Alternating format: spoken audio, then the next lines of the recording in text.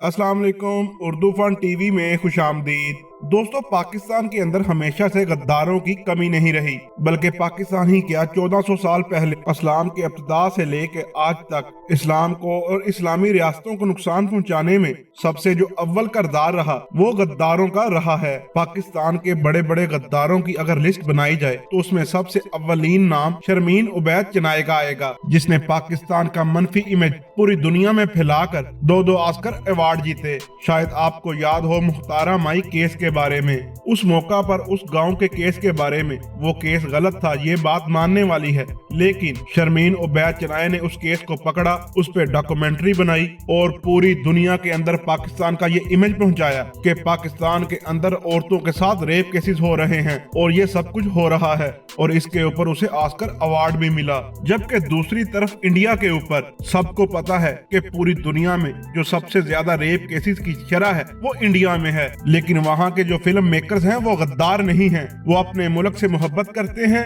और यही वजह है कि वो अपनी फिल्मों के अंदर ये चीजें नहीं दिखाते। शर्मीन उबैद चिनाई ने स्पेशली मुख्तारा माई पर फिल्म बनाई, उसे बाहर लेके गई, हर जगह पर फैलाया और ऑस्कर अवार्ड जीता।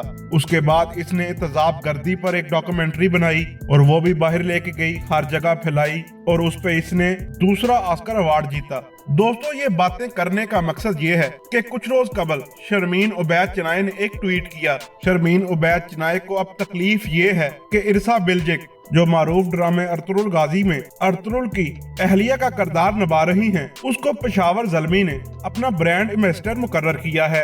दोस्तों, जब से अर्तुगरुल गाजी पाकिस्तान में आया है तो पाकिस्तानी सितारों की वैसे ही डिमांड कम हो गई है, और दूसरा ये कि बहुत सारे अदाकार और अदाकाराएं इनको बहुत ज्यादा तकलीफ है कि ये पाकिस्तान में ड्रामा क्यों दिखाया जा रहा है, और पाकिस्तान में वही घिसे बटे सास बहू वाले ड्रामों की बजाय इतना आलीशान और इस्लामिक हिस्ट्री पर मुबनी ड्रामा क्यों दिखाया जा रहा है। इससे उनकी रोजी रोटी बंद हो रही थी। हालांकि ये तमाम अदाकार और शर्मीन उबैद चिनाई, इनको ये नहीं पता कि ये खुद भी तो भारत में जाकर फिल्में करते रहे हैं, बल्कि तरसते रहे हैं और ऐसे ऐसे बयानात देते रहे हैं भारतीय अदाकार और हदायतकारों को खुश करने के लिए कि वो इनको बुलाकर अपनी फिल्मों के अंदर कास्ट करें। तब इन लोगों को ये नहीं नजर आ रहा था कि हमारा इंडिया के साथ क्या ताल्लुक है। अब जब इरसा बिल्जिक पाकिस्तान में आकर इनके घिसे पिटे आइडियाज को लात मार रही है और पाकिस्तानी अवाम के अंदर मकबूलियत हासिल कर रही है, और इसी तरह अर्तुगरुल गाजी का किरदार अदा करने वाले इंजन अल्तान भी पाकिस्तान आ रहे हैं, तो यासिर हुसैन जैसे अदाकार जो फ्लॉप हो चुके हैं और शर्मीन उबैद चिनाई जो पाकिस्तान का नाम बदनाम करके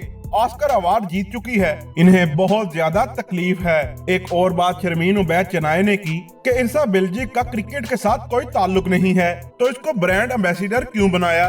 तो इनकी मालूमात के लिए हम जरा आपको बता दें कि इससे पहले जो PSL की हमारी 5 टीमें थीं, उनकी ब्रांड एम्बेसडर पाकिस्तानी लड़कियां हुआ करती थी और उनका भी क्रिकेट के साथ कोई ताल्लुक नहीं था। अगर इरसा बिल्जिक ने अच्छा काम करके इस्लामिक हिस्ट्री पर काम करके पाकिस्तान में अपना नाम बनाया है और पाकिस्तानी अवाम के दिलों के अंदर अपनी जगह बनाई है, इंजन अल्तान ने अर्तुगरुल गाजी का किरदार निभाकर पाकिस्तानी अवाम के दिलों में जगह बनाई है और पाकिस्तानी नौजवानों के लिए एक रोल मॉडल बना है, तो आपको इससे तकलीफ क्या है।